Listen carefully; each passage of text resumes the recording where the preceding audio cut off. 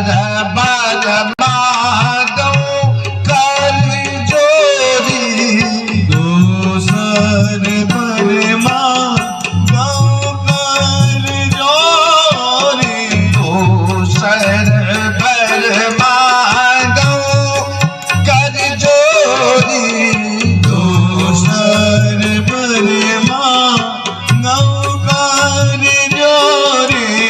जब दूसरी बात दूसरा पर मांगना हुआ तो कैकेयी अम्बा हाथ तो जोड़ी, फिर बोल नहीं रही, वाणी रुक गई। तो राम जी ने कहा तो ठीक नहीं होगा। राम जी ने मां सरस्वती जी से कहा कि मां मुख्य बात अब आ गई है। तो राम जी स्वयं कैकेयी जी में प्रविष्ट हो गए। वो मांग नहीं रही थी। जब उन्होंने दूसरा वरदान मांगना हुआ तो हाथ जोड़ दिए। दूसर, नहीं तो एक वरदान मांगे तुरंत मांगती, दो काम दे दो एक लाइन में, लेकिन वरदान का क्रम देखिए। दूसर बर, अच्छा कोई वरदान आदमी से मांगेगा तो इतना हाथ क्यों जोड़ेगा? दूसर बर मांगो कर जोरी, ध्यान देंगे,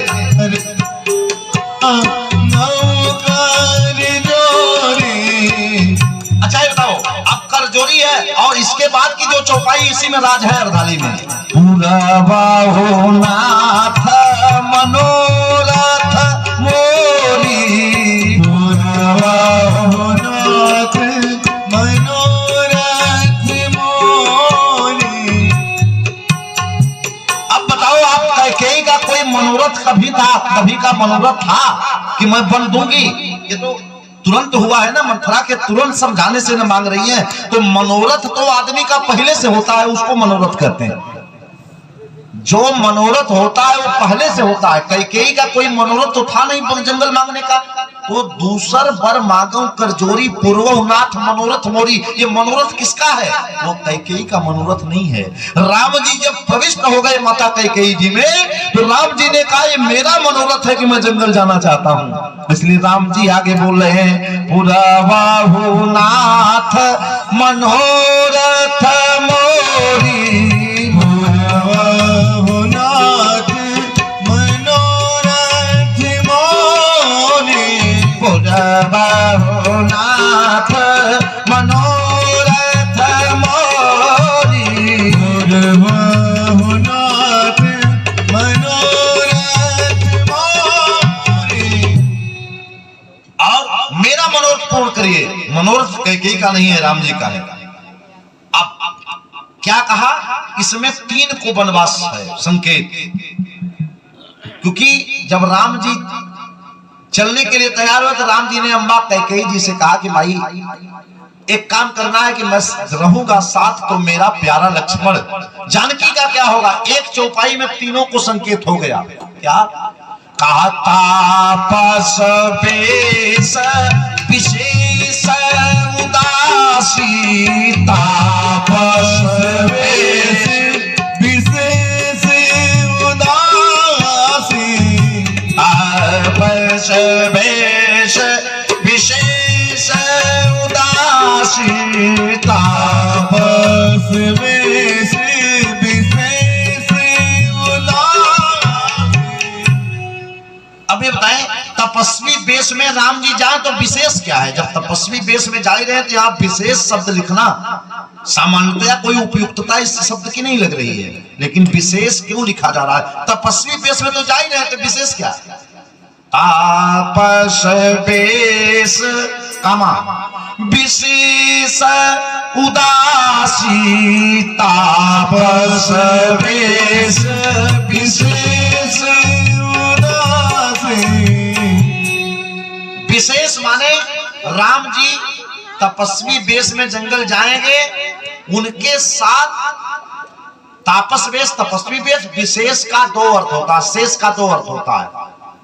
एक शेष का मतलब होता है शेषनाग, एक शेष का अर्थ संस्कृत में होता है सेवक।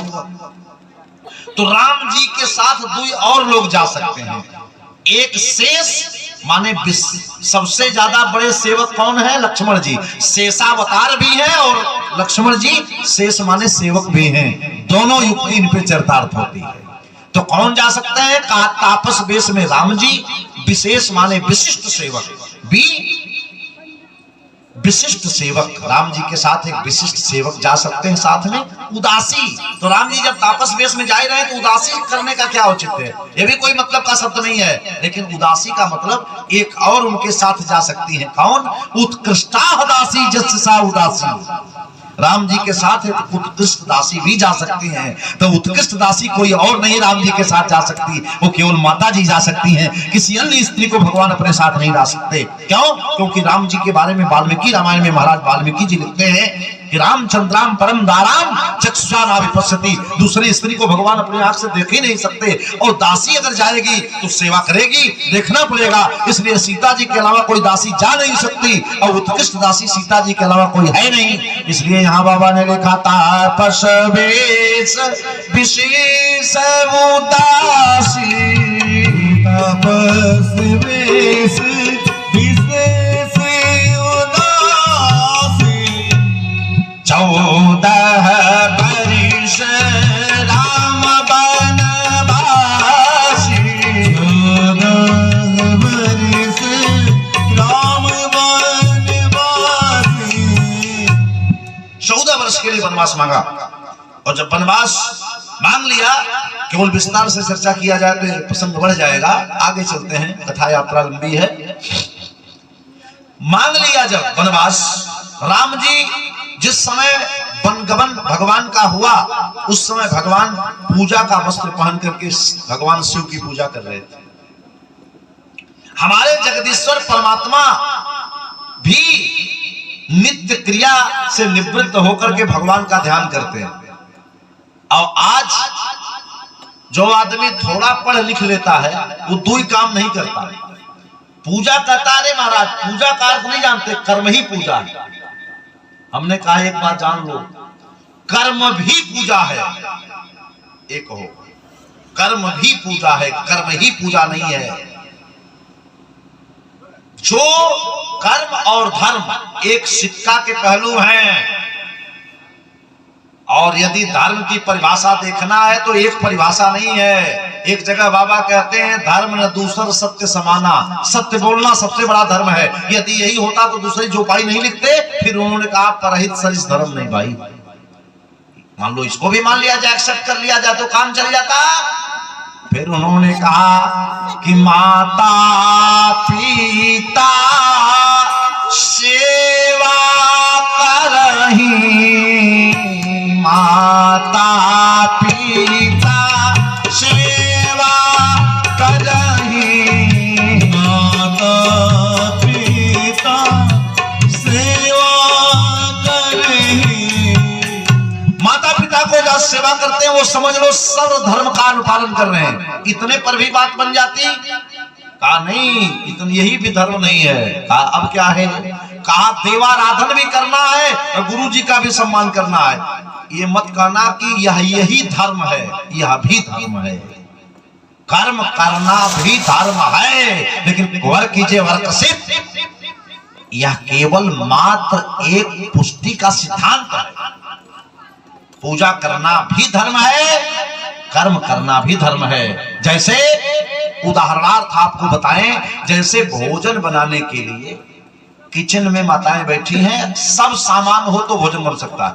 जैसे मान लो भंडारा चलाना है, 50 कुंटल आलू दे दिया जाए और उसमें मसाला तेल और मटेरियल न दिया जाए तो आलू से कैसे सब्जी बनेगी? मात्रा सब चाहिए तब सब्जी बन सकती है।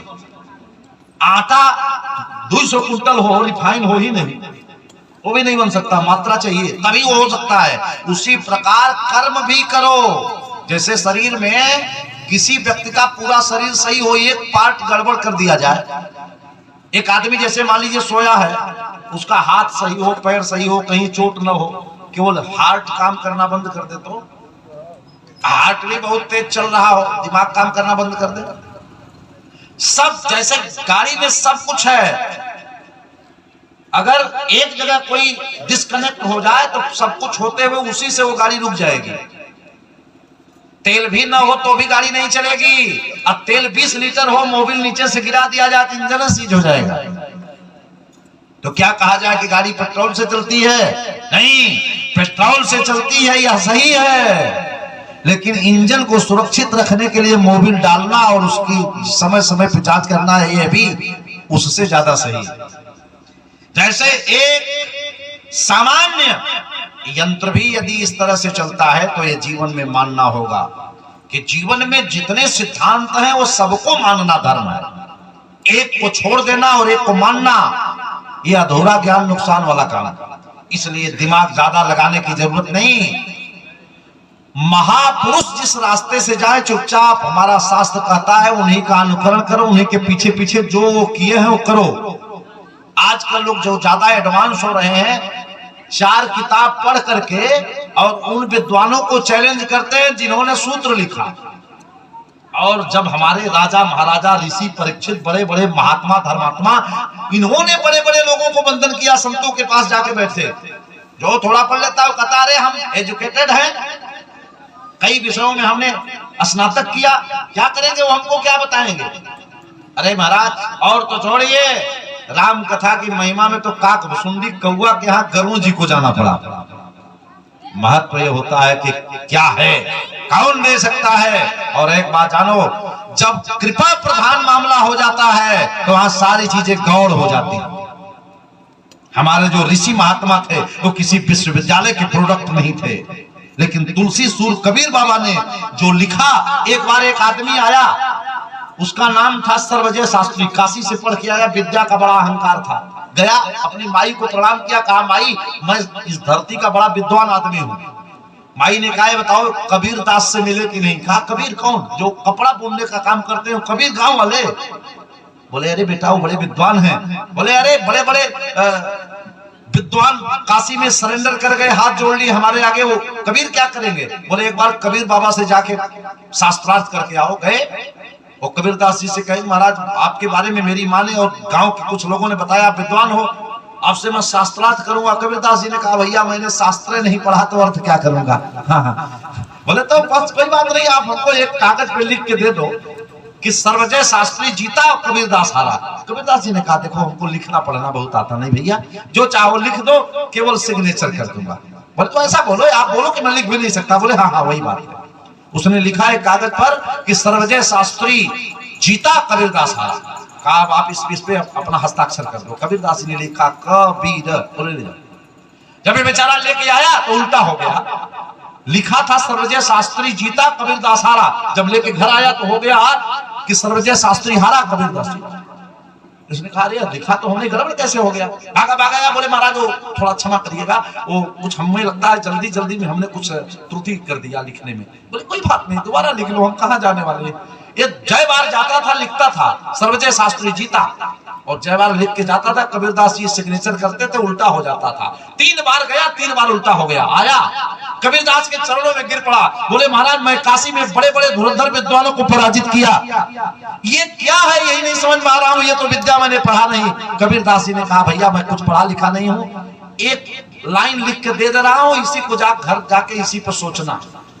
कबीर बाबा ने ये नहीं बताया कि मैं कौन हूँ। कबीर बाबा ने कहा तू कहता कागज की लेखी, तू कागज की लिखी बात करता है, अब मैं कहता आँखन की देखी।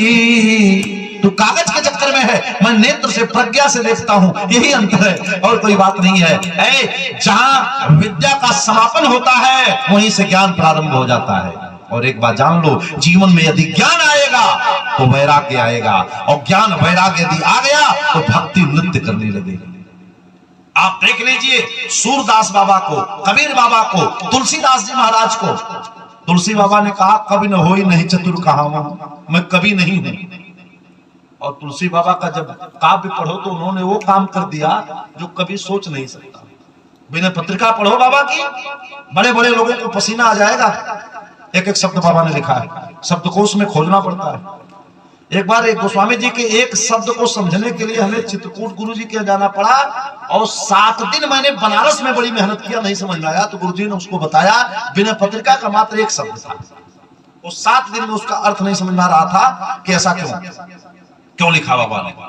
बाबा जी के एक एक शब्द, किसी व्यक्ति एक ग्रंथ पर पीएचडी कर ले, और उन्होंने लिखा तो कहा कि नहीं महाराज, कभी न होई नहीं चतुर कहावों, मति अनुरूप राम गुण गाऊं।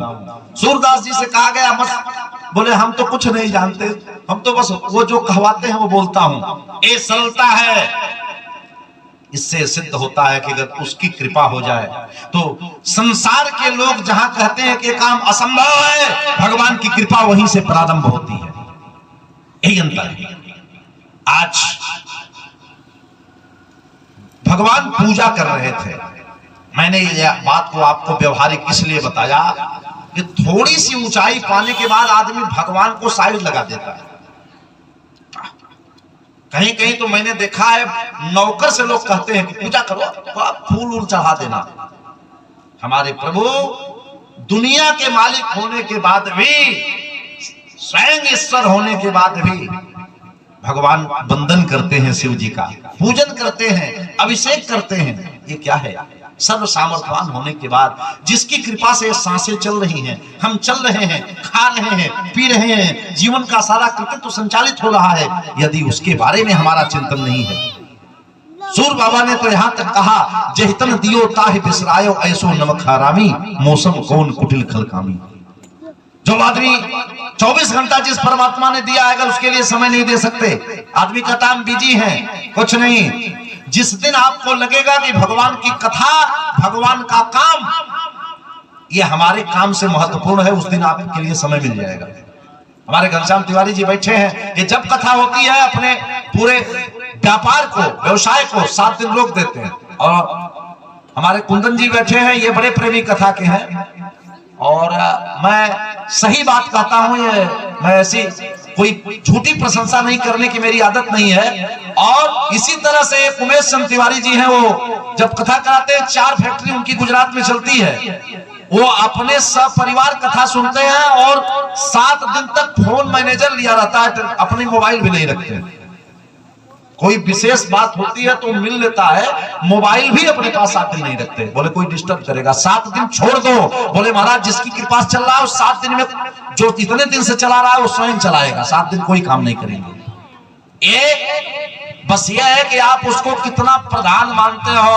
अपना काम होता है तो आदमी 1:30 बजे रात को चला जाएगा 150 किलोमीटर, ठंडक कुछ नहीं लगती। बस ये है कि हम कितना उससे संपर्क रखते हैं, जितना मन से विश्वास रखेंगे वो कण कण में है। जितना प्रेम आप किसी से करेंगे वो आपसे करेगा, जितनी दूरी आप बनाओगे संसार का आदमी बना लेता है। बस यही बात याद रखो, सही से रहोगे तो सही कल्याण होगा। राम जी पूजा कर रहे थे, राम जी ने सोचा पूजा का वस्त्र, राजसी वस्त्र पहन के बैठा रहूंगा, बलकल पहनना पड़ेगा, पहले से ही एडवांस पूजा वस्त्र में रहता हूं और बाद में बलकल पहनूंगा। भगवान ने बलकल पहना है और भगवान वन पथ पर चले हैं। सहस भगवान चलने को तैयार हुए और जब चलने को तैयार हुए तो राम जी ने कहा माता जी से विदा लेना। राम जी अम्बा कौशल्या के पास आए हैं, पिताजी ने हमें वनवास दे दिया, इस बात को राम जी बड़ा संभाल के बोलते हैं। राम जी आए और मैया कौशल्या कही, लाला थोड़े समय में गुरु वशिष्ठ जी का आगमन होने वाला है, लाला तुम्हारा राज तिलक होगा। आज कितना अच्छा अवसर आएगा। माता जी को पता नहीं है कि क्या हो गया राजमहल में। राजमहल छोटा 1 BHK 2 BHK नहीं है, बड़ा राजमहल है। एक कोने निर्णय हो गया। राम जी आए माता कौशल्या जी के कक्ष में और कहे मैया एक बात बताऊं। हाँ, कौशल्या जी ने कहा बेटा तुम कुछ कलेवा कर लो ना, विलंब हो जाएगा, गुरु जी आने वाले हैं। माँ के लिए तो वात्सल्य होता है ना, माँ के हृदय में पुत्र के लिए। तो राम जी अम्बा कौशल्या जी को जब देखे तो भगवान ने सोचा कि अगर यदि माँ के भाव को मैं समझ रहा हूं, अगर इस समय कह दूंगा कि मेरा वनवास हो गया तो माँ के कोमल हृदय पर आघात लगेगा। भगवान ने संभाला। राम जी ने कहा भैया हमारे पिताजी हमको बहुत मानते हैं। देखिए किसी बात को, बहुत बड़ी बात को कहने का तरीका। राम जी ने कहा भैया हमारे पिताजी हमारा बड़ा ख्याल करते हैं।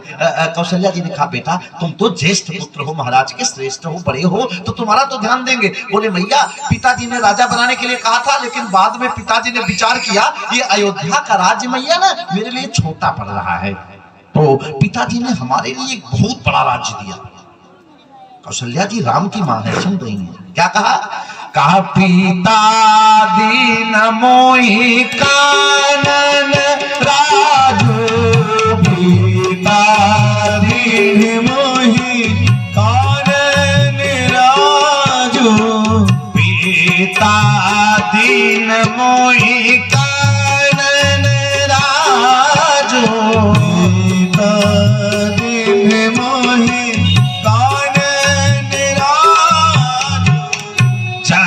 सब भांति मोर बड़ काजू, सब भांति मोर बड़ काजू। भैया पिताजी ने जंगल का राजा बनाया, वहां कुछ मेरा भी काम है अपना, मतलब अपना इंटरेस्ट बता रहे हैं कि वहां मेरा काम है, इसलिए पिताजी ने वहां का ही संयोग से राजा बना दिया। बहुत अच्छा किया। कौशल्या मैया अम्मा समझ गई कि कुछ क्रम बिगड़ गया। बेटा क्या तुम जंगल जा रहे हो? राम जी कुछ नहीं बोल रहे। अम्बा कौशल्या जी ने कहा अगर महाराज ने तुमको जंगल दिया है तो पिता से 10 गुना ज्यादा अधिकार मां का होता है पुत्र पर, क्योंकि वो 9 महीने गर्भ में धारण करती है। हमारा शास्त्र कहता है कि 9 महीने के बाद बच्चे का जन्म होता है, इसलिए पिता से 10 गुना ज्यादा अधिकार मां का होता है पुत्र पर। तो यदि महाराज ने तुमको जंगल दिया है तो महाराज के आदेश को मैं अपने अधिकार का प्रयोग करते हुए निरस्त करती हूं। तुम जंगल मत जाओ। भगवान ने कहा ये दोषा किए किराए पर पानी फिर जाएगा। माता कौशल्या जी ने कहा जाऊ केवल पीतु आय सुताता, जाऊ केवल पीतु आय सुताता, जाऊ केवल पीतु आय सुताता, जाऊ केवल पीतु आय सुताता। जनी जाहो जानी बड़ी माता, जनी जाहो जानी बड़ी माता। यदि बेटा पिताजी का आदेश है तो पिता से श्रेष्ठ होती है मां, मत जाओ। राम जी ने कहा मैया लेकिन साथ में माता का भी आदेश है, और ये भी जानो पिता से 10 गुना अधिकार अपनी माता का, और अपनी माता से 10 गुना ज्यादा अधिकार सौतेली माता का होता है पुत्र पर। अंग्रेजी में स्टेप मदर बोलते हैं, सौतेली माता। कहा राम जी ने कहा मैया केवल पिताजी का ही नहीं, संयुक्त माताओं का भी आदेश है। कहा किसने आदेश दे दिया? कहा कैकेयी माई का आदेश है। कौशल्या जी चुप हो गई। अब तो 10 गुना ज्यादा अधिकार बढ़ गया और मैं कुछ नहीं कर सकती। बेला बोले बेटा यदि पिता के साथ माता कैकेयी ने भी तुमको आदेश दिया है, जो पी तुम कहो बन जाना, जो पी तुम कहो बन जाना, जो पी तुम कहो बन जाना, जो पी तुम कहो बन जाना। कानन सत अवध समाना, कानन सत अवध समाना। अगर बेटा पिता और माता दोनों का आदेश है तो ये अयोध्या 100 जंगल के बराबर है बेटा। तो कानन सत अवध समाना। तुम एक काम करो बेटा, ये अयोध्या से 100 गुना श्रेष्ठ वो जंगल है, आप जाओ। और राम जी को अम्बा कौशल्या ने विदा कर दिया। ये रामचरितमानस का आदर्श है। आज की कोई माँ होती तो कहा कहती हमारे बेटे को उन्होंने कैसे जंगल दिया, लेकिन कहा बेटा यदि कैकेयी अम्बा ने भी कह दिया तुम जंगल जाओ तो जा सकते हो। रामचरितमानस पढ़ना। राम जी जब चलने लगे तो कौशल्या जी से तो विदा लिए, कैकेयी जी से लिए, लेकिन सुमित्रा जी के पास राम जी नहीं गए। क्यों? क्योंकि राम जी जानते थे कि मैं वल्कल वस्त्र पहन के चल रहा हूं, जितना मेरे पे अधिकार कैकेयी माई का है उतना अधिकार सुमित्रा जी का है, बराबर का अधिकार। यदि मैं कहीं वल्कल वस्त्र पहन के गया और अम्बा सुमित्रा ने यदि देखा तो अगर उन्होंने कह दिया कि बराबर का अधिकार है, यदि कैकेयी जी ने आपको जंगल दिया तो उनके बराबर का अधिकार तुम्हारे पे रखती हूँ राम, मैं इस आदेश को निरस्त करती हूँ। आदेश बराबरी का टकरा जाएगा, मैं नहीं जा पाऊंगा। लक्ष्मण जी से कहा मांगो पिता मात सन जाइए। ये लक्ष्मण भैया माता जी से जाके पिता मांगाओ, क्यों अपने नहीं गए? राम जी से लक्ष्मण जी ने कहा भैया आप क्यों नहीं जा रहे हो? लक्ष्मण जी से यही कहा कि कह देना सुमित्रा। राम जी की आंखें भर आई और राम जी ने कहा कह देना सुमित्रा से जा करके तेरा राघव कानन जा रहा है। सोचने हंसने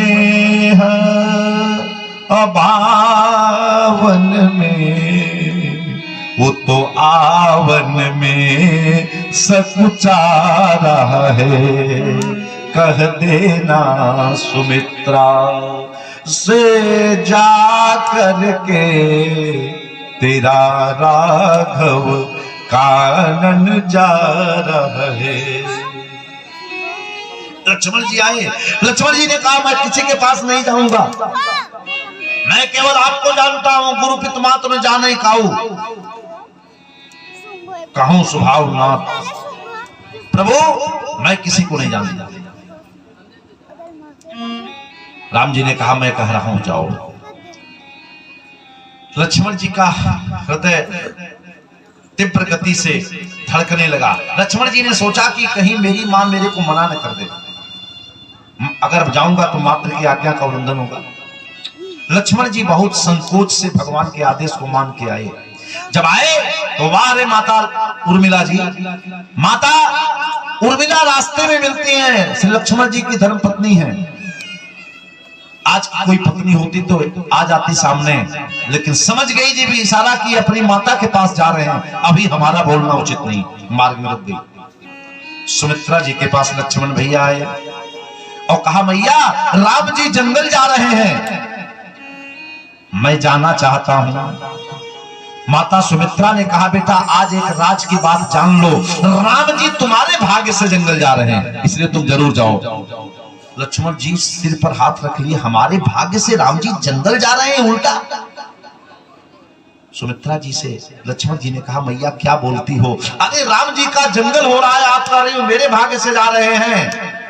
लक्ष्मण जी से माता सुमित्रा ने कहा तेरे भाग्य से भी जा रहे हैं और तेरे काज से भी जा रहे हैं। का तुम्हारे काज राम बन जाही,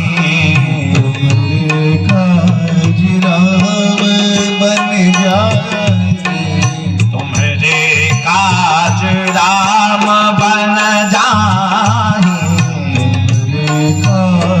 राम बन जाए तात हे तो कछो दोषर नाही, तात है तो कछु दोषर नाही, कछु दोषर नाही, कछु दोषर नाही। लक्ष्मण तुम शेष के अवतार हो और रावण का अत्याचार इस पृथ्वी पे बढ़ रहा है, और जब पृथ्वी पर अत्याचार बढ़ता है तो पृथ्वी देवी को भार होता है, और जब पृथ्वी पर भार होता है तो शेष पर भार होता है। जिस पे भार होगा तो जो नीचे होगा उसी पे होगा। एक सज्जन एक बार ट्रेन में यात्रा कर रहे थे तो 20 किलो की मोटरी रखे थे सिर पर, और जब ट्रेन में चढ़ गए तो उसको सीधे पे लेके खड़े थे।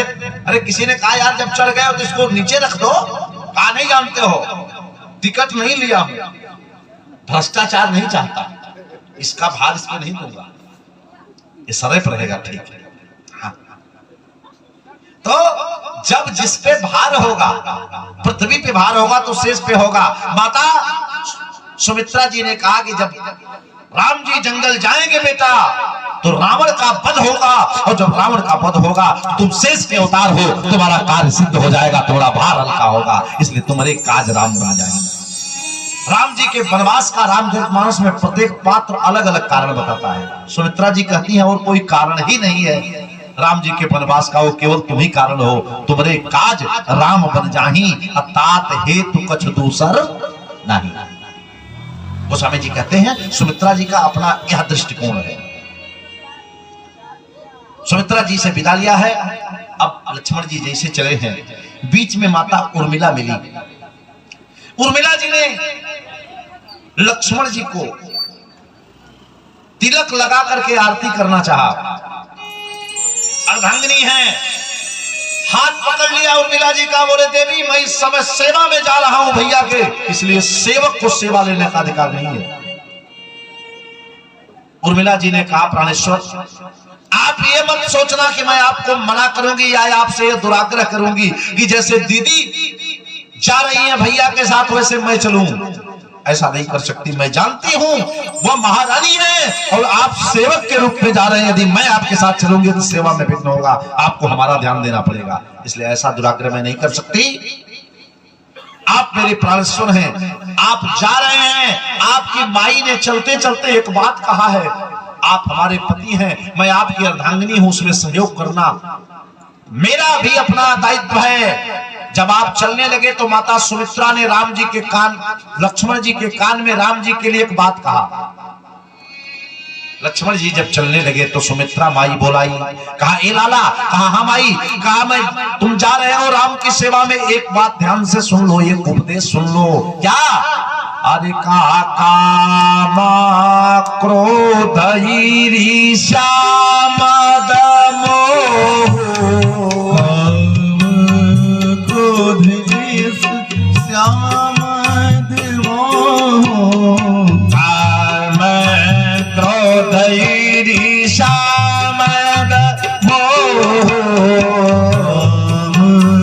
क्रोध ईर्ष्या मद जनि सपने के बस हो, जन सपने हो इनके बस हो। ए बेटा, काम क्रोध ईर्ष्या और अहंकार इसके बस में स्वप्न में मत होना, सेवा में जा रहे हो। तो लक्ष्मण जी से हाथ जोड़ के उर्मिला जी ने कहा आपके माई ने 4 चीज स्वप्न में न आए ये वचन दिल आपसे लिया है, और 14 वर्ष काम आपके अंदर न आवे, क्रोध न आवे, अहंकार न आए।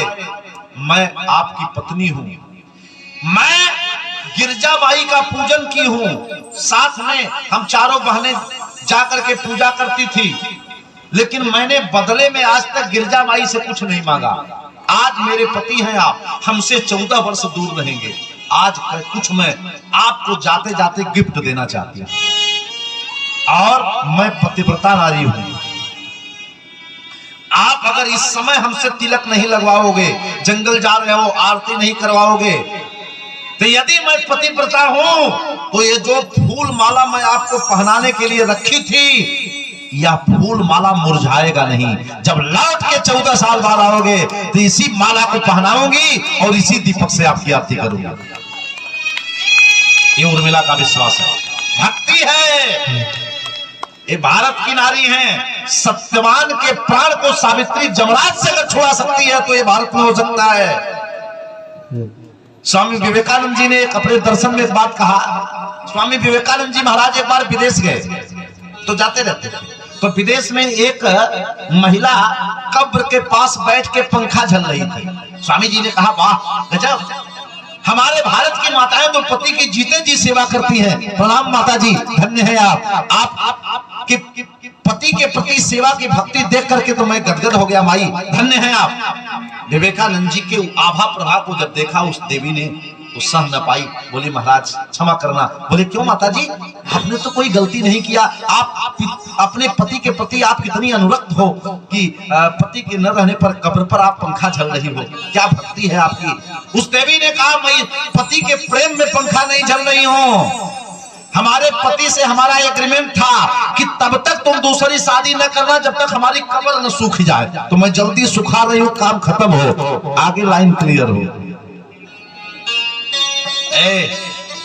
भारत की एक व्यवस्था है, एक होटल में आज एक सज्जन हमसे मिले, कहे गुरुजी थोड़ा गंभीर कथा हो जाए। हमने कहा देखो मैं तो सम्मेलन का वक्ता रहा हूं, श्रोताओं की संख्या को देखते हुए कथा के प्रसंग हमारे बदलते हैं, अन्यथा एक एक विषयों पर केवल गंभीर चर्चा होगी, एक भी हास्य प्रसंग नहीं होगा। आइए, केवल कथा किसे कहते हैं इस पे आप विचार। स्वामी विवेकानंद ने एक जगह कहा कि 2 स्त्रियां आमने सामने चाय पी रही थी। भारत की महिला थी, एक विदेशी थी। विदेशी महिला ने कहा चाय लाओ स्टील के कप में, प्याले में। भारत की माता जी ने चाय लाओ कुल्हड़ में, पुरवा में, भरुका में, ना?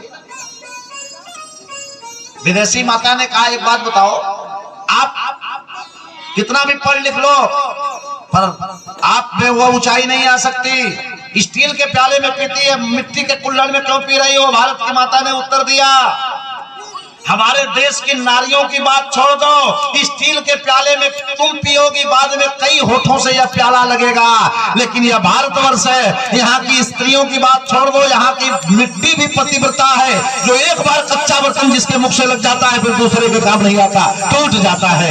ये भारतीय देवियां हैं, आर्य लल्लाएं। इसलिए आज माता उर्मिला ने एक बात कहा, का धर्मं भजा सततम त्यजलोक धर्मा सेवस्य साधु पुरुषा न जहि काम तृष्णा अन्यस्य दोष गुण चिंतन मासु मुक्त्वा सेवा कथा समहो नितरा पिबत्वम् सुत्वा गुणान भुवन सुंदर शृण्वतान्ते निर्विश्य कर्ण विपरई हरतो गतापम् रूपम रूपादिश नलार्थ खिलार्थ लावम त्वयच्युता विशत चित्तव पत्रपम में। आज की आर्य लल्लाएं हैं। माता उर्मिला जी ने लक्ष्मण जी को एक नारियल दिया, कहा प्राणेश्वर ये फल मैं दे रही हूं और एक तीर दे रही हूं। लक्ष्मण जी ने कहा देवी मेरा तरकस तीरों से भरा हुआ है, तू तीर क्यों देना चाहती हो? उर्मिला जी ने कहा यह तीर इसलिए नहीं दे रही हूं कि इस तीर से आप वन्य पशुओं का वध करेंगे। यह तीर मैं इसलिए नहीं दे रही हूं कि इस तीर का प्रयोग आप युद्ध में करेंगे। यह तीर मैं आपके स्मरण के लिए दे रही हूं कि जिस समय आप भैया की सेवा में जाएंगे उस समय मन चंचल है, हो सकता है कि जिस समय आप भैया की सेवा के लिए बैठे उस समय मेरे मुखचंद्र आभा प्रभाकांत का चिंतन करके यह संप्रयोगात्मक उत्प्रयोगात्मक श्रृंगार की असात्मकता की मूल वृत्ति में मन संयोजित होने लगे, उस समय मैं आपको यह तीर देती हूं। इस तीर को अपने ऊपर चला लीजिएगा, लेकिन भैया की सेवा छोड़ करके मेरे लिए 14 वर्ष के अंदर वापस लौटाइएगा। इसलिए मैं यह तीर आपको दे रही हूं, आपको याद रखना चाहिए। और आपको नारियल इसलिए दे रही हूं कि आप 14 वर्ष हमसे दूर रहोगे। मैंने अपने जीवन में जो भक्ति किया है, माई दुर्गा की, माता गायत्री की, माई गौरी की, जगदम्बा की जो सेवा किया है, उसके बदले उनको नारियल प्रिय है, हर नवरात्र में चढ़ाया जाता है। ये नारियल प्रसाद में देती हूँ, इसको पी लीजिए। 14 वर्ष काम क्रोध मद लोभ आपको नहीं आएगा और नींद भी नहीं आएगी, क्योंकि जो प्रसाद दे रही हूँ यही निद्रा देवी है। दुर्गा सप्तशती में लिखा गया है, या देवी सर्वभूतेषु निद्रा रूपेण संस्थिता नमस्तस्यै नमस्तस्यै नमस्तस्यै नमो नमः। इसलिए 14 वर्ष लक्ष्मण भैया सोए नहीं। क्यों? क्योंकि इसलिए कि जो सुलोचना थी वो अभी पतिव्रता थी, 2 पतिव्रताओं का व्रत टकराएगा। मेघनाथ को भी वही मार सकता था जो 4 चीजें छोड़ दिया हो, नींद नारी भोजन गृह तजहु, और यह अगर क्षमता है तो मेरे लखन भैया में है। और वह किसके सहयोग से है? माई उर्मिला के, उर्मिला जी का सहयोग है। उर्मिला जी एक नियम बनाती थी, पहले की माताएं जो गीत गाती थी वो गीत मंत्र हुआ करते थे। वेदों के सिद्धांतों पर गीतकार गीतों की रचना करते थे। माताएं गाती थी कि घर ही में मंदिर बनैबे, ये गीत नहीं है, मंत्र है वेद के। जो नियम है वो इसी गीत में सबको दर्शाया गया है, ट्रांसलेशन है, अनुवाद है। घर ही में मंदिर बनैबे, तीर्थ हम घूमे न जइबे। घर ही में मंदिर बनैबे, तीर्थ घूमे न जइबे। घर ही में मंदिर बनैबे, तीर्थ हम घूमे न जइबे में मंदिर बनेबे तीरथ हम घूमे ना जेबे। सास जी के गौरा ससुर जी के शंकर के गौरा ससुर जो के शंकर। सास जी के गौरा ससुर जी के शंकर सास जी के गौरा ससुर जी के शंकर। नंदा के दुर्गा बनैबे तीरथ हम घूमे न जइबे नाथ दुर्गा बनेबे तीरथ घूमे हम ना जेबे।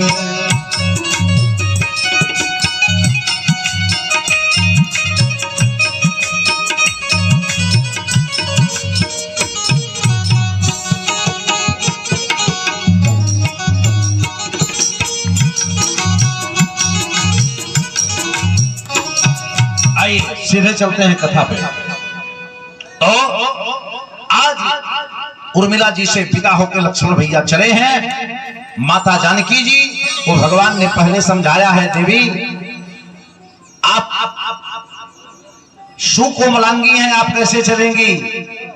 माता जानकी ने कहा भोग रोग सम भूषण भारो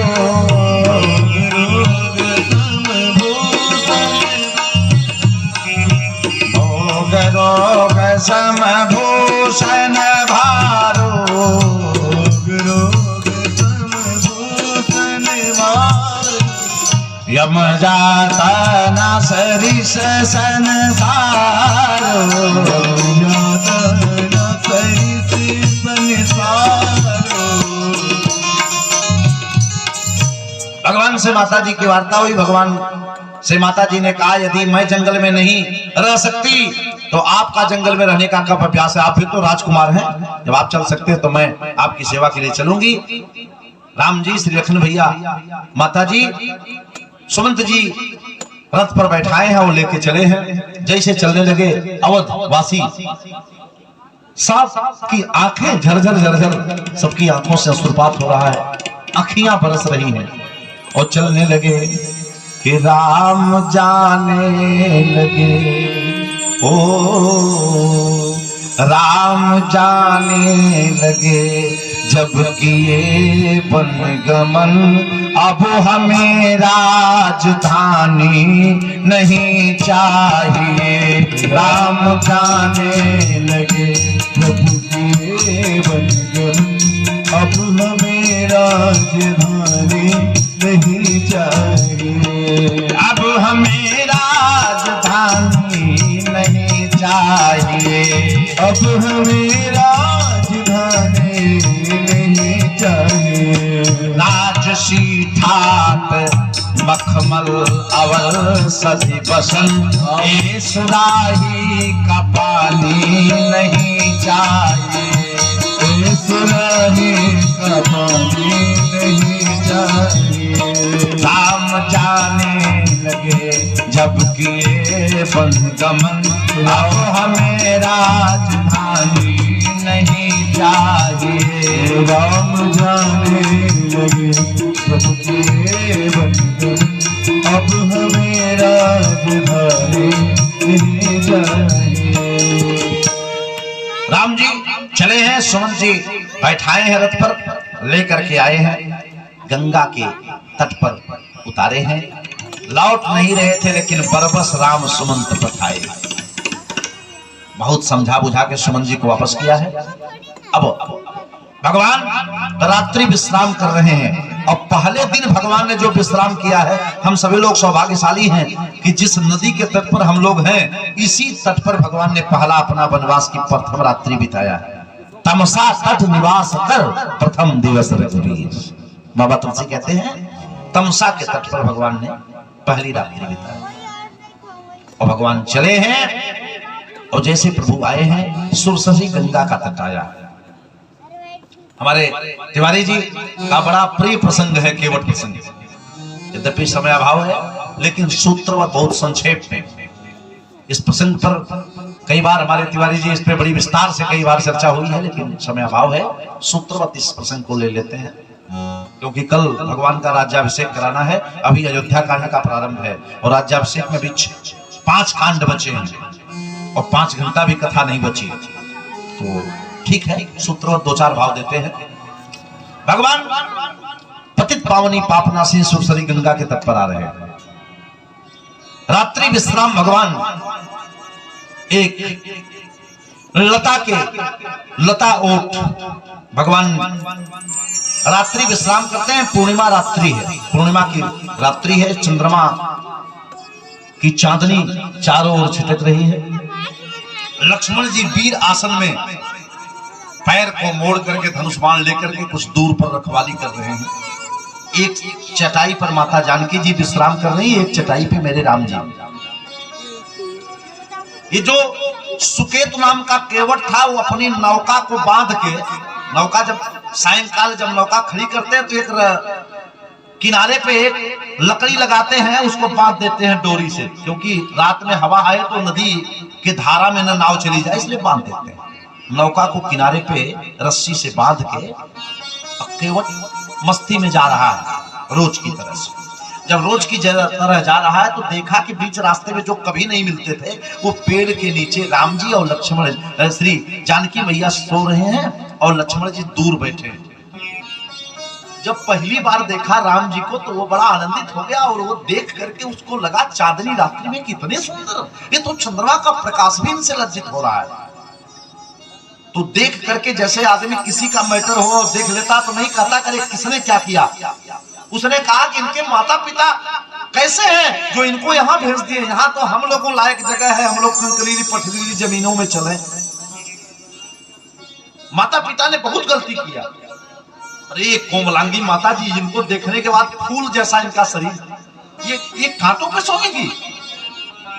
फिर इसके बाद कहने लगा ये माता पिता के तो छोड़ दो, ये ब्रह्मा ने भी द्वेष किया है। ये लगता है कि ब्रह्मा की बुद्धि काम नहीं की है।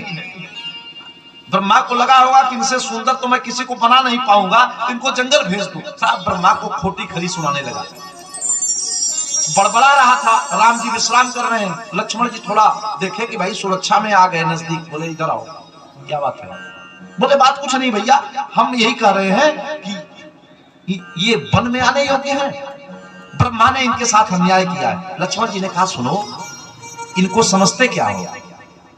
ये जो है ना, ब्रह्मा इनको जंगल नहीं भेज सकते, ब्रह्मा इनके आदेश पर अपना काम करते हैं। अरे बोले हम ब्रह्मा जी की बात कर रहे हैं। बोले हाँ, हम उसी ब्रह्मा को बता रहे हैं। मद भयात बात बातोयम सूर्यस्तपति मद भयात बरसत इंद्रो दहत अग्नि मृत्युश्चरत मद भयात। उन्हीं ब्रह्मा के बारे में बता रहे हैं। हाँ तो फिर ये कौन है? बोले एक बात आज कान खोल के सुन लो, ब्रह्मा को मत कोसो कि ब्रह्मा ने इन्हें भेजा है। कान खोल के ध्यान से सुन लो। कहा क्या? कहा राम ब्रह्म परमारथ रूपा,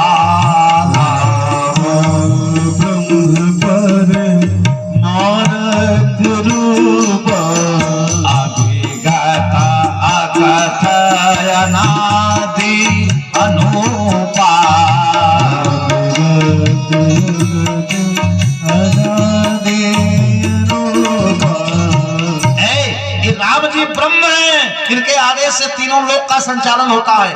केवट कहा महाराज हम कम पढ़े लिखे आदमी हैं, मतलब ये ब्रह्म माने भगवान है सबसे ऊपर वाले। बोले हाँ हाँ, इन्हीं के आदेश से दुनिया चलती है। केवट कहा अच्छा महाराज तब तो बड़ी कृपा है, हम भी सुनते थे कि भगवान बड़े सुंदर होते, वही वाले भगवान है? कहा हाँ हाँ वही वाले। बोले हाँ ठीक है। तो महाराज क्या प्रोग्राम है आपका? बोले कुछ नहीं, ये दुनिया के मालिक हैं, लीला करने के लिए नर रूप में आए हैं, कल गंगा पार करेंगे और गंगा पार जाएंगे। केवट ने कहा ठीक है महाराज, समझ गया कि काम बना। आया और उसी रात्रि में इसने निर्णय ले लिया कि आज अब हमको मालूम हो गया कि भगवान का दर्शन तो हो गया, अभी तो केवल जाते जाते दर्शन हुआ, अब इनसे कुछ अपना काम करवाना है हमको। और इनका प्रोग्राम भी जान लिया हो कि कल ये नदी पार करेंगे। केवट आया, गरीब आदमी था वो, तो नौका लेके किराए पे चलाता था। जैसे तमाम गाड़ी लोग ले लेते हैं, वो एक निषाद राज था। वो जैसे अनुबंधित वाहन दे दिया जाता है, ले वो चलाओ देते रहो, तमाम अनुबंधित बसें हैं, उसी तरह से वो नौका चलाता था। कुछ कमाई जो होती थी वो निषाद राज को देता था। कौन बसें चलेंगी वो निर्णय होता है ना रोडवेज का, ठीक उसी तरह से केवट आया। और एक बार और निषाद राज ने एक बार वो जंगल में शिकार खेलने गया था, तो एक केवट साथ में था, उसको प्यास लगी तो पानी पिलाया था। उसने कहा चलो भाई तुम हमारी सेवा की हो, कोई काम होगा तो बताना। उसने कहा चलता हूं, आज हमको कहा था हमारा राजा हमारा मालिक। बस चल के उसने कहा कि साहब हमको और कुछ नहीं आपसे जीवन में चाहिए, आपने हमसे कहा था कोई काम होना तो एक बार याद करना, और कोई काम नहीं है, कोई आपसे वरदान नहीं लेना है। एक दिन घाट पर किसी की नौका न रहे, एक दिन आपका आर्थिक नुकसान होगा, हाँ एक दिन सबकी छुट्टी कर दीजिए, हड़ताल कर दीजिए, केवल मेरी नौका रहे घाट पर। केवट ने निर्णय लिया कि अगर किसी की नौका रही तो मैं अगर थोड़ा आने में इधर उधर की बात करूंगा तो दूसरी की बुला के चले जाएंगे। भोर में पहुंच गया, रात में सोया नहीं है, भागा भागा गया। निषाद रात से कहा महाराज आपसे कुछ याचना करने आया हूं। बोले क्या? बोले कल सबकी छुट्टी रहेगी, केवल घाट पर मैं रहूंगा। निषाद राज ने कहा एक बात बताओ कि तुम इतने दिन से नौका चलाते हो, नदी में तेरा मन भरा नहीं क्या? अकेले इतने आएंगे, सबको कैसे पार करेगा तू? अरे कम से कम एक दो नौका अपने साथ ले लो और की। बोले नहीं महाराज क्षमा चाहता हूं, बस अकेले सेवा दे दो आज, फिर कभी कुछ नहीं मांगूंगा, जो कहोगे सो करो। निषाद राज ने कहा चलो अगर ऐसी बात है तो जाओ, सबकी छुट्टी, तुम जाओ। केवट गदगद हो गया और वहां से गया, और इतना बिहुल था कि रोज तो कलेवा लेके आता था। उस दिन अपनी पत्नी से कहा कि देवी तुम हमारे बच्चों को थोड़ा कुछ जल्दी कलेवा करा दो, आज तो मैं इतना प्रसन्न हूं कि साहब हमको अमृत मिल गया है, कुछ नहीं चाहिए। भागा भागा आया और बस इंतजार कर रहा है कि कब आएंगे घाट पर। और मानस की वो पंक्ति देखते हैं, क्या गजब की बाबा ने बात कहा। पगड़ी बांध लिया और पतित पावनी पापनाशनी सुरसरी गंगा के तट पर बैठा है। मेरे राम जी सुमित्रा नंदन जीवावतार धर्मावतार श्री लक्ष्मण भैया को साथ लेकर के जनक नंदनी जानकी किशोरी वैदेही श्री सीता मैया के साथ भगवान सुरसरी पतित पावनी पापनाशनी गंगा के तट पर अच्छ मच्छ खाने वाले केवट से नाव मांग रहे हैं। बाबा ने लिखा कामांगी नावन केवट आना, मांगी नावन केवट आना, मांगी नावन केवट आना, मांगी नावन केवट आना, कहे तुम्हारा मरम मैं जाना, कहीं तुम्हारे रम में जाना, कहे तुम्हारा मरम मैं जाना। कहीं तुम्हारे रम में जाना। क्या बात है। एक बात और है, राम जी आए तो केवट उठ के प्रणाम नहीं किया, जबकि जान रहा है कि भगवान चुपचाप बैठा रहा। क्यों? वो सोचा अगर प्रणाम कर लूंगा और ज्यादा अगर इनसे नजदीक आया तो ये जो कहेंगे वो मानना पड़ेगा। अभी मैं अन्योन्य बन जाता हूं कि आपको पहचान ही नहीं रहा हूं, पता नहीं कौन जान समझ। लक्ष्मण जी ने कहा है भैया केवट, अरे नाव लाओ। केवट दूर जाके बैठा रहा, जैसे लग रहा उसे कोई गरज ही नहीं। मांगी नावन केवट आना, मांगी नावन केवट आना,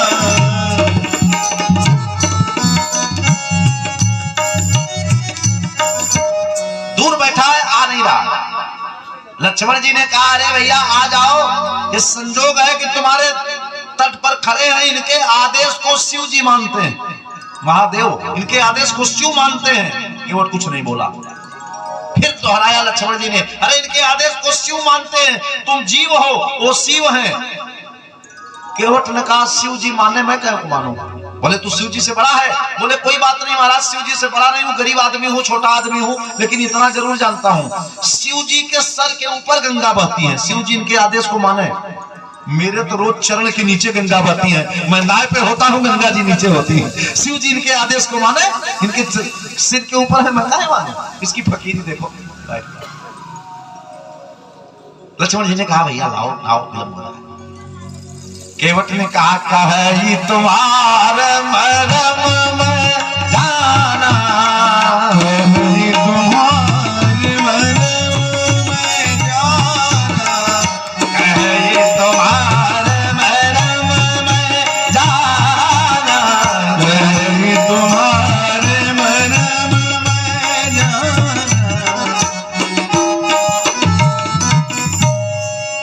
मैं आपका मरम जानता हूं। अच्छा विचार करिए, क्या राम जी का मरम कोई आज तक जान पाया? बड़े बड़े लोग राम जी का मरम नहीं जान पाए। एक बिना पढ़ा लिखा आदमी कहता है आपका मरम जानता हूं। बड़ा बड़ा विद्वान जो कोई हो, बड़ा बड़ा प्रभावशाली हो, वो कुछ न जाने, बड़ा प्रभाव वाला उस प्रभाव से परिचित न हो, ये सामान्य कह रहा है वैसा जानता हूं। क्या जानते हो? आइए मानस में एक झलक देखते हैं बालकांड से लेकर उत्तरकांड तक कि राम जी का मर्म कौन जाना। आइए सबसे पहले माता सती जी से पूछते हैं, जिनकी वो दुहाई दे रहा है, कह रहा है कि शिव जी इनके आदेश को मानते हैं। केवट से जब लक्ष्मण जी की वार्ता होने लगी तो लक्ष्मण जी से केवट ने कहा कि आप किसकी बात करते हो? बोले शिव जी इनके आदेश को मानते हैं। बोले शिव जी माने, एक मैं शिव जी से ही शुरुआत कर देता हूं। कहा इनके मरम को बड़े बड़े लोग नहीं जानते, तुम कैसे जानते हो? अच्छा कौन कौन लोग मानस में नहीं जाने भगवान के मरम को? आइए सती माई से पूछते हैं, आप तो परीक्षा लेने गई थी, क्या आप राम जी का मरम जानी? सती जी ने बताया। जिस समय परीक्षा लेने गई सती जी ने क्या देखा? एक राम की परीक्षा लेने गई थी, लेकिन जब गई वहां तो एक राम नहीं दिखाई दिए।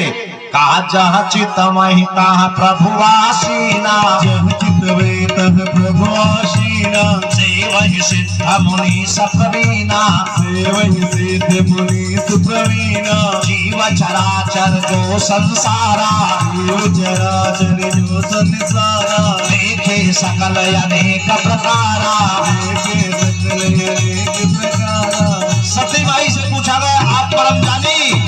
सती माई ने कहा सती मात प्रभु मरम जाना, मात प्रभु मरम न जाना, सती मात प्रभु मरम न जाना, मरम न जाना। सती माई मरम नहीं जानी। यहाँ बिना पढ़ा लिखा कह रहा है कहे तुम्हारा मरम मैं जाना, तुम्हारे मरम में जाना, आगे नावन के वसयाना, आगे नावन के वसयाना। अच्छा कोई बात नहीं, सती जी नहीं जानती, और कौन जानता है? आइए भगवान जिस वंश में जन्म लिए सूर्य नारायण से पूछते हैं, आप जान पाए? सूर्य नारायण ने कहा मैं गया था दर्शन करने, एक महीना बीत गया और पता नहीं इनकी क्या माया हुई तो मैं सब भूल गया। इस बात को न मैं जाना न दुनिया वाले जाने। एक महीना दिन बना रहा, 12 बजता रहा, 1 मिनट हुआ नहीं। आज तक इस मरम को न मैं जाना न दुनिया वाले जाने। बाबा ने बाल कांड में लिखा, कहा एक मास ते जाई न जाना, कौतुक देखी पतंग भुलाना, कौतुक देख पतंग भुलाना। का निर्णय दीजिए? का सूर्य देव प्रभु मरम न जाना, सूर्य देव प्रभु मरम न जाना, यहाँ कहे तुम्हार मरम मैं जाना, तुम्हारे मरम में जाना, आगे नावन के वसयाना, आगे नावन के वसयाना। सूर्यदेव नहीं जानते। अच्छा कोई बात नहीं, आइए जिस माँ कौशल्या ने राम जी को जन्म दिया, क्या वो राम जी के मरम को जान पाई? एक बार वो भी नहीं जान पाई। कब?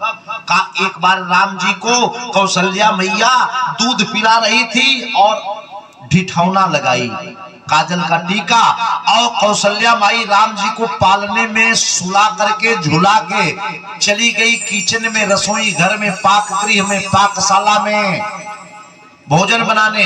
इधर राम जी पालना में है, जब वहां पहुंची तो वहां दही भात खा रहे हैं। दौड़ के यहाँ आई, देखिए राम जी पालने में झूल रहे हैं, वहां गई तो दही भात खा रहे हैं। एक बार यहाँ आती है, एक बार वहां जाती है। राजमहल बड़ा है, बाबा ने चौपाई लिखा, कहा यहाँ वहां तुई बालक देखा, मति भ्रम मोर ज्ञान विशेखा,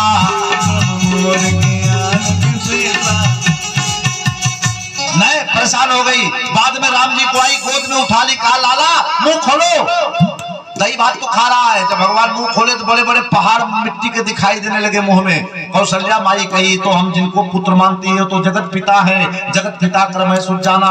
भगवान समझ गए कि आज से अगर माई जान गई कि मैं भगवान हूं तो आज से आरती उतारेगी। ये जो वात्सल्य का आनंद है ये माता से मिलेगा नहीं। भगवान ने माई को बुलाया और कहा, हरि जननी बहुविधि समझाई, ये माई यह जन कतहु कहा से सुनु माई, जो हमारे मुंह में देखी इसको मत कहना। अब थोड़ी देर के बाद भगवान ने माया की तरफ देखा, आज जो माई देखी है सब भूल जाए। थोड़ी देर के बाद माई ने कहा, क्या कहे थे और क्या मैं देखी थी? क्या बोले, काम हो गया। पूछा गया, खूबा क्या? कहा, कौशल्य ही प्रभु मरम न जाना, कौशल्य ही प्रभु मरम न जाना, कौशल्य ही प्रभु मरम न जाना, प्रभु मरम न जाना, यह कहे तुम्हारा मरम मैं जाना, तुम्हारे मरम में जाना।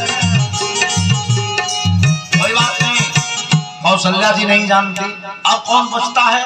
कहा, नारद जी जानते होंगे, क्योंकि वो त्रैलोक्य में भ्रमण करते रहते हैं और लेटेस्ट न्यूज बाबा के पास होती है। आइए नारद जी से पूछते हैं, क्या राम जी का मर्म जानते हैं? नारद जी ने कहा, एक बार मैं भी चक्कर में फंस गया। इनके चक्कर में ऐसा फंसा कि हमारे मन में विवाह करने का भाव आ गया, और जो जगत की माता है, जो लक्ष्मी जी की वीणा पे स्तुति गाता हूँ, उन्हीं से विवाह का प्रस्ताव लेके चला गया और श्राप तक दे दिया।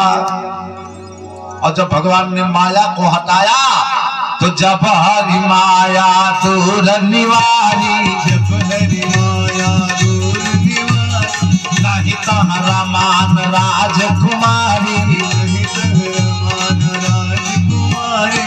पूछा गया, निर्णय क्या है? कहा, नारद हूँ प्रभु मरम न जाना, प्रभु मरम न जाना, कही तुम्हारा मर्म मैं जाना, तुम्हारे मर्म मैं जाना। इस प्रसंग पर काटन ग्रीन बंबई में 9 दिन कथा होती थी। निर्भय गाजीपुर ये लड़का हमारे साथ 6 से है, और 3 वर्ष 27 दिन कथा हुई केवल इसी चौपाई पे, कि कहे तुम्हारा मर्म मैं जाना, तुम्हारे मर्म मैं जाना, आगे नावन के वतयाना, नावन के वतयाना। चलो, नारद जी नहीं जानते, अच्छा लक्ष्मण जी जानते होंगे। लक्ष्मण जी तो भगवान के साथ रहे हैं, सेवा में, बचपन में भी रहे, वनवास में भी गए, वो जरूर जानते होंगे। आइए लक्ष्मण जी से स्टेटमेंट लेते हैं। एक बार लक्ष्मण जी भी फंस गए, नहीं जान पाए। तब एक दिन भगवान राम ने लक्ष्मण जी से कहा, लक्ष्मण भूख लगी है, थोड़ा कंदमूल फल लेने जाओ। लक्ष्मण जी कंदमूल फल लेने गए। इतने देर में राम जी ने सीता जी से कहा, सुनो प्रिया व्रत रुचिर सुशीला, सुनो प्रिया आनंद कांड, सुनो प्रिया व्रत रुचिर सुशीला, सुनो प्रिया व्रत रुचिर सुशीला, अब मैं करब ललित नर लीला, अब मैं करब ललित नर लीला, तुम पावक मह करो निवासा, तुम पावक मह करो निवासा, जबल करो निशाचर नासा, जबल करो निशाचर नासा, निज प्रतिबिंब राखित सीता, प्रतिबिंब राखित सीता। राम जी ने जानकी जी से कहा, लक्ष्मण गए कंदमूल फल लेने, देवी आप अग्नि में चली जाओ जब तक मैं राक्षसों का नाश न करूं। सीता जी, असली सीता जी अग्नि में चली गई और सीता जी की परछाई रह गई, नीचे प्रतिबिंब राखता सीता। बाबा ने इसी मानस में लिखा है, लक्ष्मण कंदमूल फल लेके आए तो नहीं समझ पाए कि हमारी वही भाभी है कि दूसरी भाभी आ गई। कहा तब कहा, लक्ष्मण हो या मरम जाना, लक्ष्मण हो या मरम जाना, जो कछु चरित रचा भगवाना, जो कछु चरित रचा भगवाना। निर्णय क्या है? कहा लक्ष्मण लक्ष्मण हो यह मरम न जाना, यह कहे तुम्हार मरम में जाना, मागी नावन केवट आना, कहे तुम्हार मरम में जाना,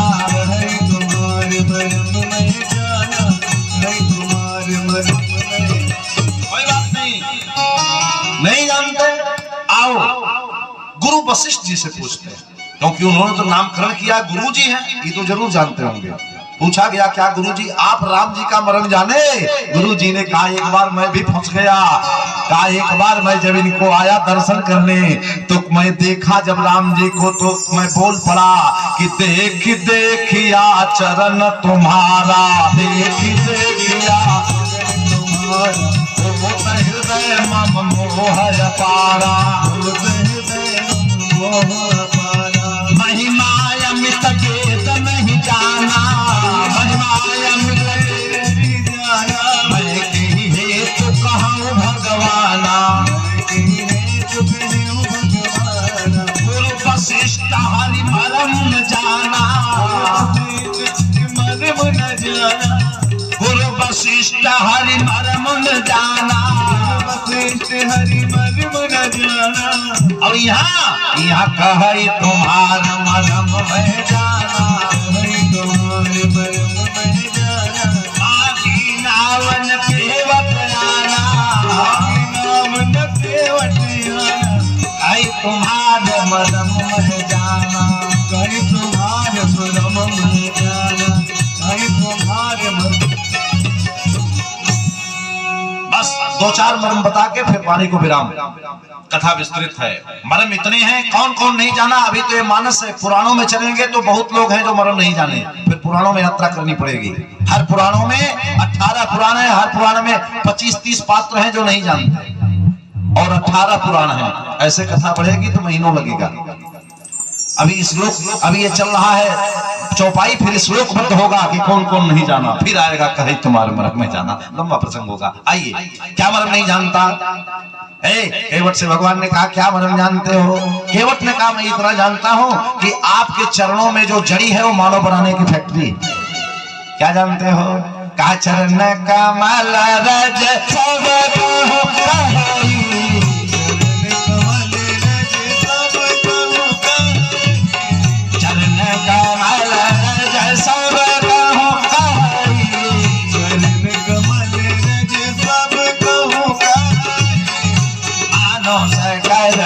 मोरे कछु आए,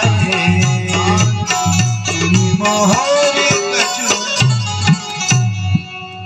लक्ष्मण जी से केवट ने कहा मैं मरम जानता हूं, ऐसा सब लोग कहते हैं कि आपके चरणों से स्पर्श नारी प्रकट होती है। राम जी ने कहा कौन कहता है? जैसे किसी का नाम गांव पता बताओ, बोले जैसे मेरा ही नोट कर लो, श्रृंगवेरपुर का रहने वाला हूं, मैं कह रहा हूं। बोले तुमको पार नहीं करना है, तेरी बात नहीं मानी जाएगी। केवट ने कहा क्षमा करना, अगर हमारी बात नहीं मानोगे तो अगर ये मैं बात कह रहा हूं यही बात आपके गुरु जी से कहवा दूं तो? कहा हमारे गुरु जी ने कहा है कि हमारे चरणों में ऐसी विशेषता है। कहा महाराज क्षमा करिए, जिस समय विश्वामित्र जी आपको जनकपुर से अवधपुर से लेकर के और आ रहे थे गाजीपुर अपने जग की रक्षा के लिए, उस समय एक आश्रम दिखाई दिया। गुरु जी ने नहीं बताया, आपने पूछा आश्रम एक दीख मगमाई, खग मृग जीव जंतु नहीं। आपने पूछा गुरु जी ये सोना आश्रम किसका है? वो बता नहीं रहे थे। आपने पूछा, तब आपके गुरुजी विश्वामित्र जी ने कहा गौतम नारी श्राप बस उपल देह धरि धीर, अचरण कमल रज चाहती कृपा करहु रघुवीर। तो जो बात मैं कह रहा हूँ चरण कमल रज सब कम कही, वही बात तो उन्होंने दोहराया था महाराज। वही बात मैं कह रहा हूँ चरण कमल रज सब कहूँ कही, चरण कमल रज सब कहूँ कही, कमल रज सब कहूँ कही, मानस कारण मोरी कछुआई, मानस कारण मोरी अस विचार के मत हाथ धारा, नावन के वटयाना,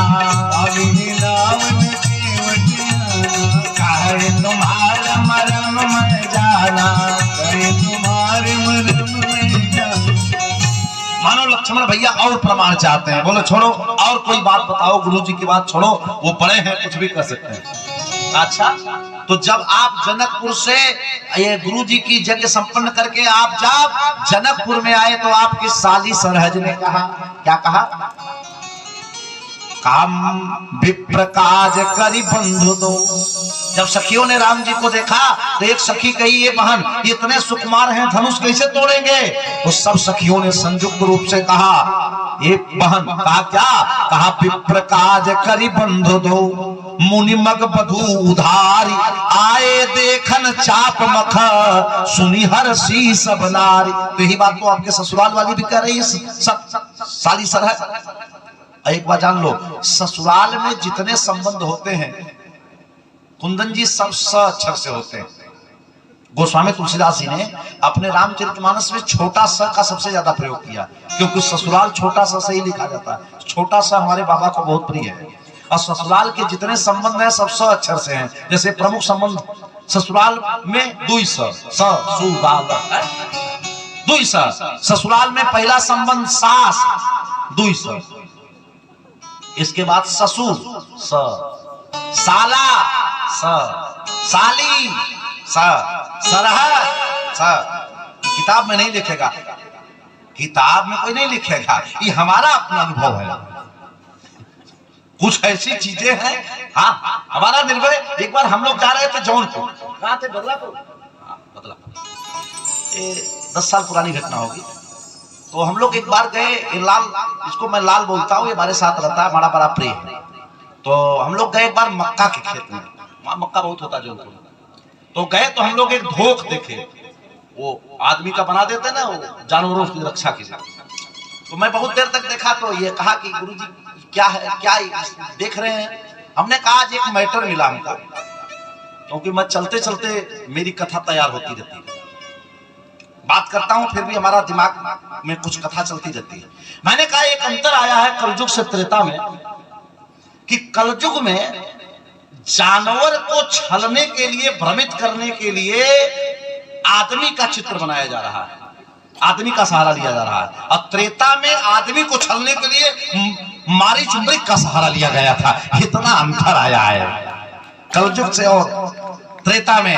एक बात है, अभी वनवास की कथा सुन रहे थे, वनवास में शंकर बाबा से दशरथ जी हाथ जोड़ के प्रार्थना करते थे कि हमारा बेटा राघव हमारी एक बात टाल जाए कि वनवास न जाए। आज का बाप अपने बेटे से यही इच्छा रखता है, शंकर जी को अभिषेक करता है कि हमारी एक बात बेटा मान ले। कल त्रेता में चाहते थे कि टाल जाए, सब मानता था, आज एक बात बेटा बाप की मान जाए। तो कहा कोई बात नहीं, साली सरहज अगर कुछ कहें, सारे संबंध स अक्षर से हैं, तो सब संबंध स अक्षर के, मैं उधर नहीं जाऊंगा, विस्तार हो जाएगा। चलिए, लक्ष्मण जी मानो और प्रमाण चाहते हैं। लक्ष्मण जी ने कहा नहीं, एक काम करो कि आप ससुराल की बात नहीं करो, साली सरहज मजाक कर सकती है, और कोई प्रमाण दो। कहा तो ससुर तो दामाद से मजाक नहीं करेगा, चलो जनक का प्रमाण दे देता हूँ। केवट कहा वो भी हमें याद है, जिस समय आपका चरण धोने लगे जनक जी, उस समय जनक जी ने कहा इन्हीं चरण के स्पर्श से अहल्या का उद्धार हुआ, जिनको मैं आज पखार रहा हूँ। लक्ष्मण जी मानो और प्रमाण चाहते हैं। लक्ष्मण जी ने कहा आप ससुराल की किसी की बात नहीं मानेंगे, और प्रमाण दो। कौन कह रहा है चरण कमल रज सब कहूं कही? ये चौपाई बाबा ने क्यों लिखा चरण कमल रज सब कहूं कही? अब मानस में किसने किसने कहा, इसको जोड़ेंगे तो कथा बढ़ जाएगी। किसने किसने कहा? कहा अच्छा बताओ। केवट हैरान हो गया। केवट ने कहा महाराज जब ससुराल की नहीं मानोगे, गुरु जी की नहीं मानोगे, अपनी माई की मानोगे? हाँ माई की बात तो मानेंगे। कहा जब आप जनकपुर से अवधपुर लौटे माता जी को लेके, तो आपकी सब माताओं ने जो बात मैं कह रहा हूं यही बात कहा। कहा लक्ष्मण जी कह रहे थे आदमी देखने में लगता है बड़ा सीधा, लेकिन ये सब रिकॉर्ड रखा, बड़ा चालाक आदमी। किसने कहा क्या किया, सब डायरी मेंटेन किया। क्या कहा? कहा जब आप जनकपुर से धनुष तोड़ के माई को लेके सीता जी को जब गए, तो आपकी तीनों माताओं ने संयुक्त रूप से कहा देख श्याम व्रत मंजुल कहीं सप्रेम बचन सब माता, कीरति रही भुवन भरपूरी,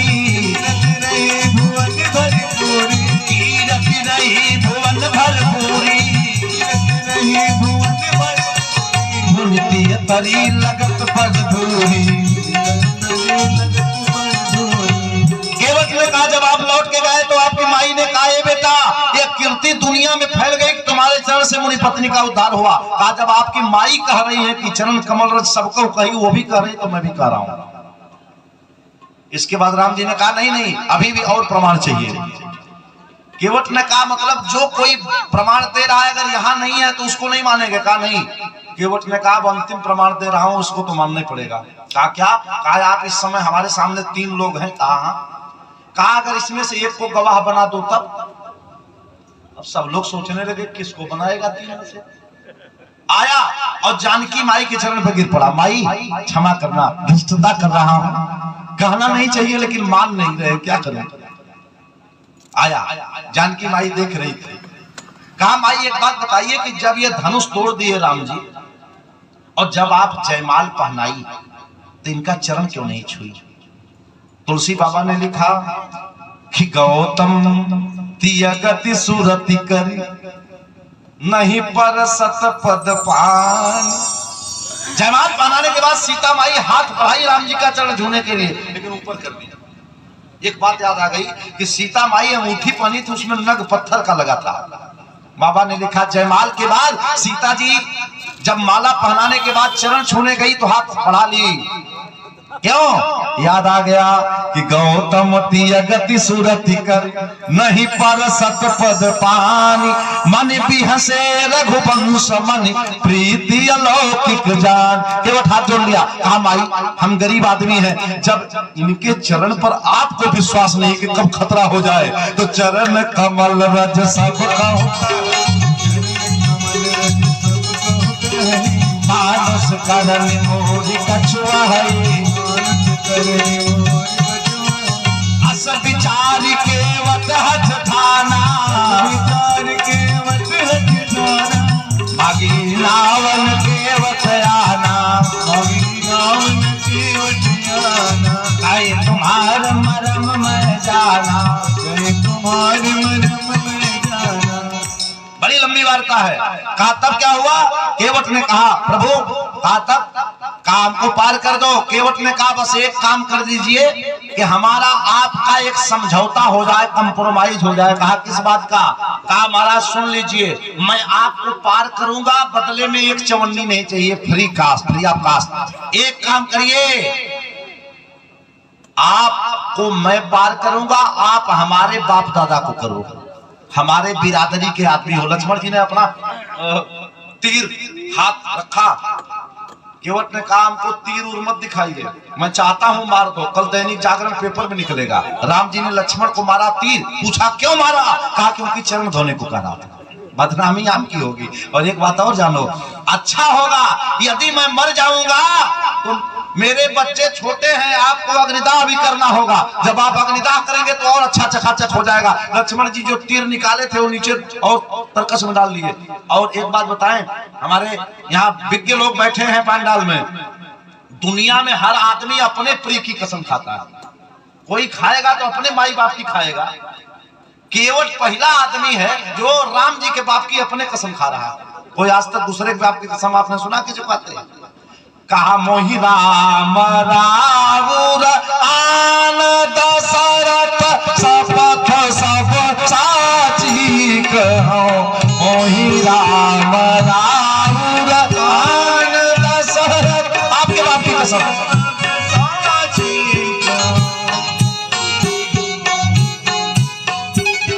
पहला आदमी है केवट जो राम जी के बाप की कसम इन्हीं के सामने खा रहा है।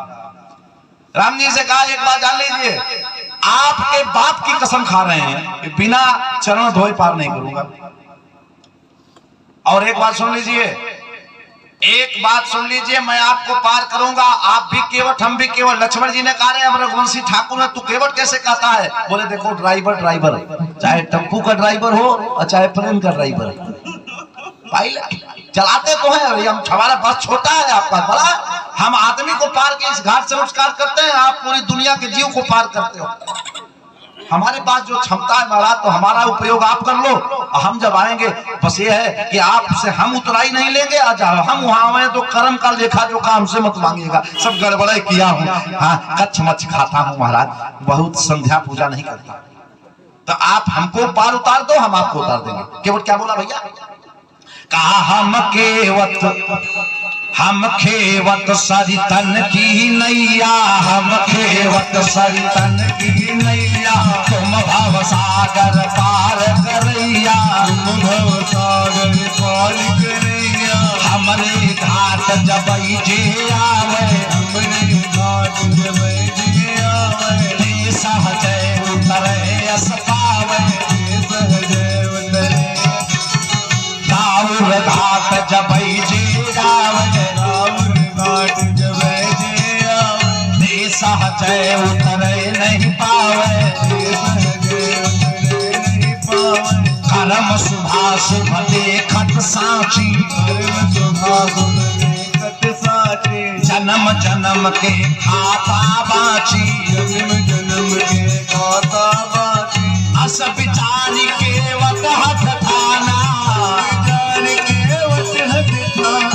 मागी नावन केवट आना,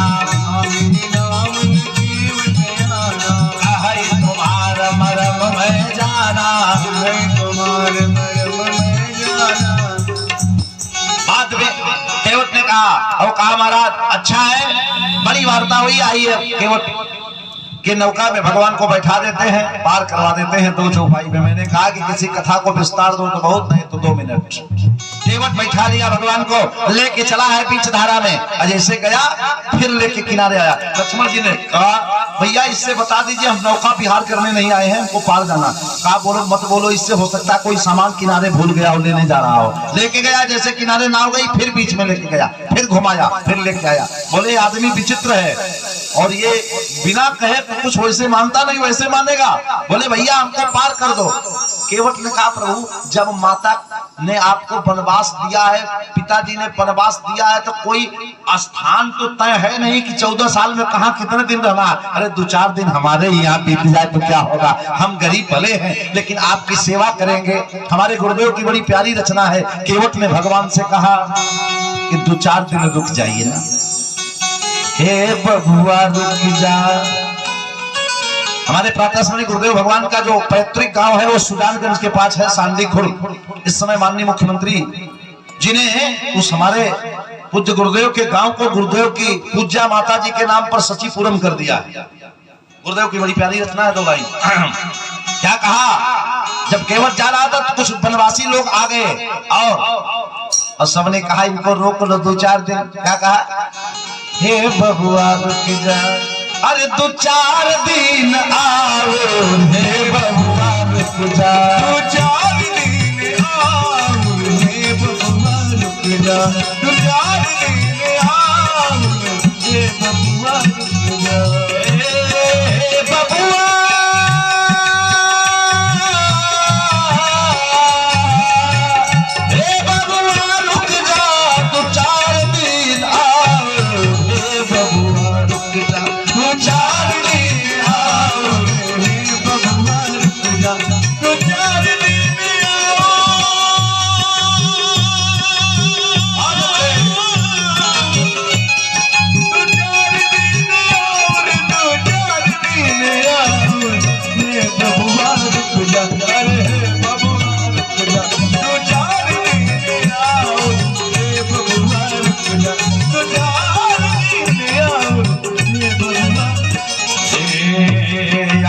खाई साग पात तो है पियई बजाओ, अपने खाई साग पात तो है खियई बजाओ, साग पात तो है पियई बजाओ, अपने साग पात तो है पियई बजाओ, अपने खाई साग, अपने खाई साग पात तो है पियई बजाओ, बबुआ रुक जा 2-4 दिन आओ, हे बबुआ रुक जा 2-4 दिन आओ,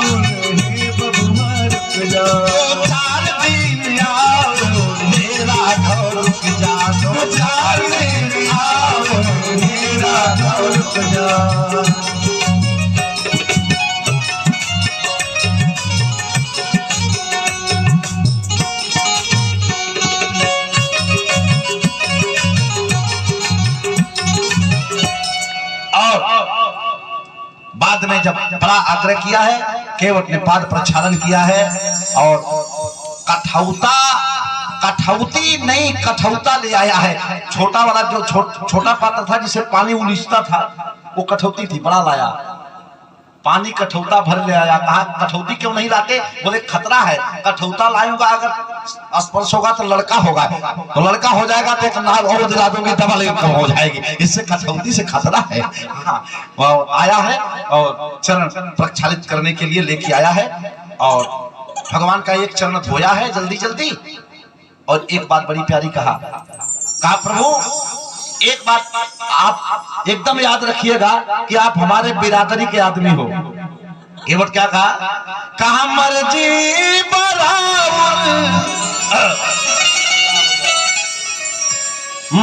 मर्जी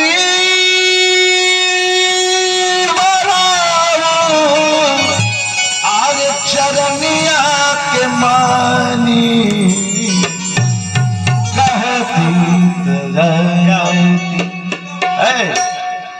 मर्जी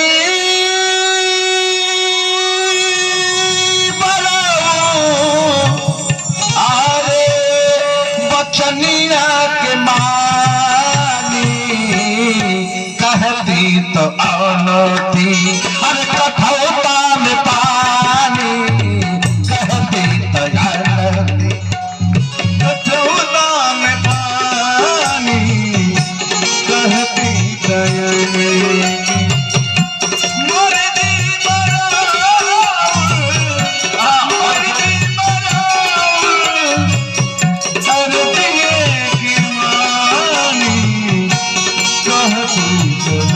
अनोती कठौता में पानी कहती तो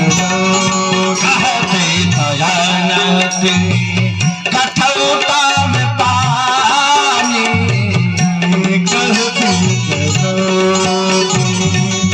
कठौता में पानी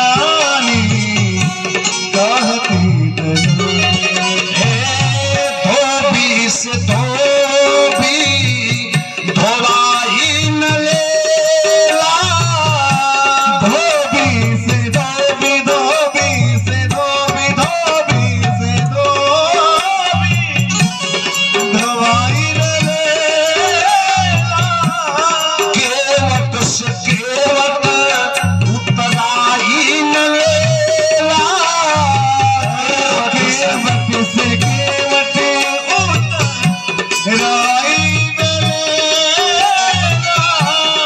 हे बचन मोर मानी प्रभु जी हो बचन मोर मानी प्रभु जी कहा गया जबानी कहती बयानी कठौता में पानी कहती सलोती कठौता में पानी कहती बयानी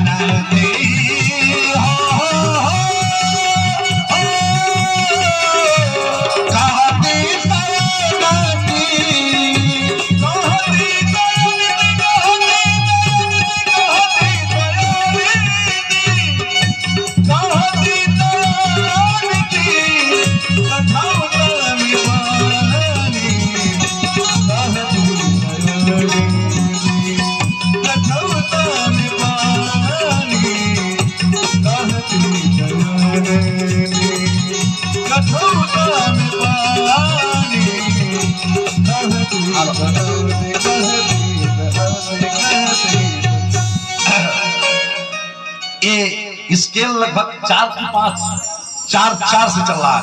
यह गीत इस स्तर की जब कथा होती तो इसलिए आया केवट और चरण प्रक्षालन करने लगा।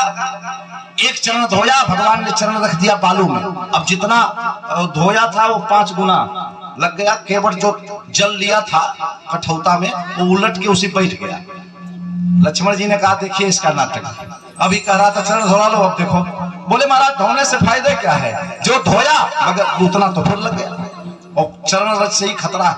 एक काम करो, अब चरण तब धोऊंगा, एक चरण धो। बोले तो ये बताओ, जब चरण ऐसे उठाएंगे तो खड़े कैसे होंगे? काम मैं टेक्निक बताता हूँ, अपना हाथ मेरे माथ पे रख दीजिए, सहारा मिल जाएगा, खड़े हो जाएंगे। भगवान लक्ष्मण जी बोले महाराज बड़ा परेशान कर रहा है, कम से कम इसके सिर पर अपना हाथ रख दो, परेशान नहीं करेगा। हाथ जोड़ के केवल बोला, बोले गौतम तीय तारण, बोले गौतम तीय तारण, अधमा उदाहरण नाथ, याते नाथ आप मुझ पर मत खींचिए, अपाव के धोए खड़े में कष्ट हो यदि, तो नाथ मेरे माथ पर हाथ धर दीजिए।